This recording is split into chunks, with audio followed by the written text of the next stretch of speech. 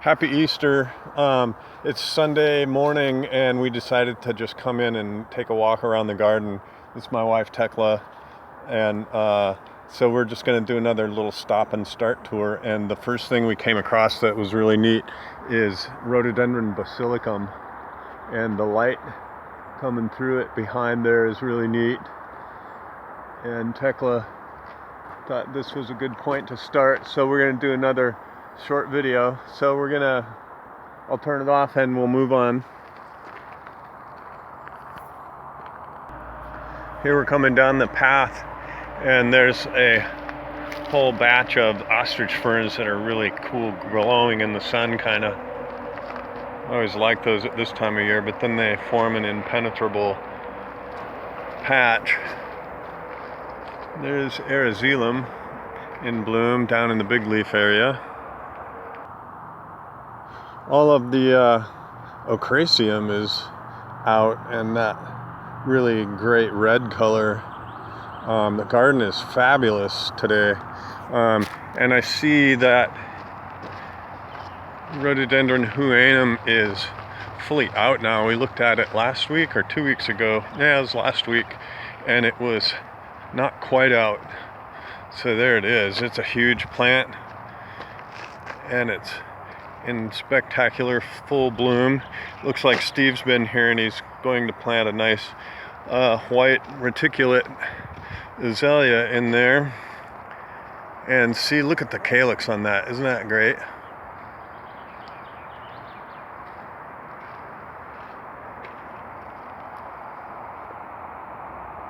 A wall of purple flowers. Okay, this is a pretty nice thing. This is irridatum, and it's either polka dot or spatter paint. I don't remember which one is which, but they're really speckled throats. You can see there, and there's a big mass of them. These have been in bloom actually for quite a while, and you would think they'd be done by now, but it's been a really cool, great spring for flowering, and so they're still going. So here's the pathway.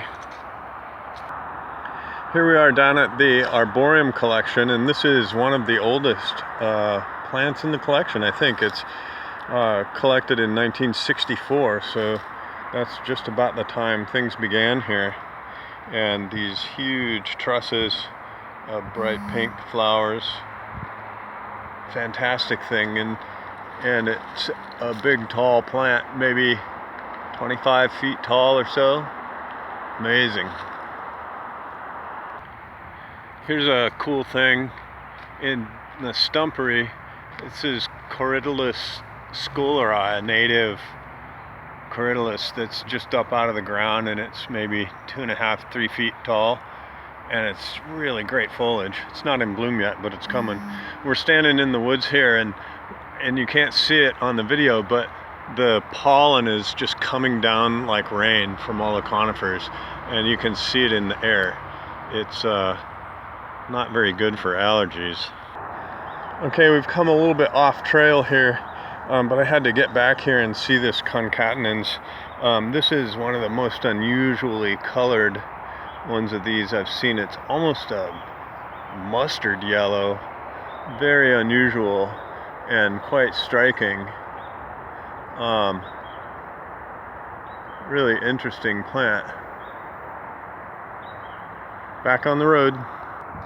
So we stopped here at the gazebo, and there's a really nice panorama from here with all the amelanchiers blooming. They're out better than they were last week, and the oaks with their red flowers.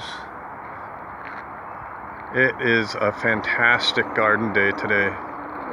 Quite amazing. I realize this isn't probably going to photograph very well, but it's in too much sun.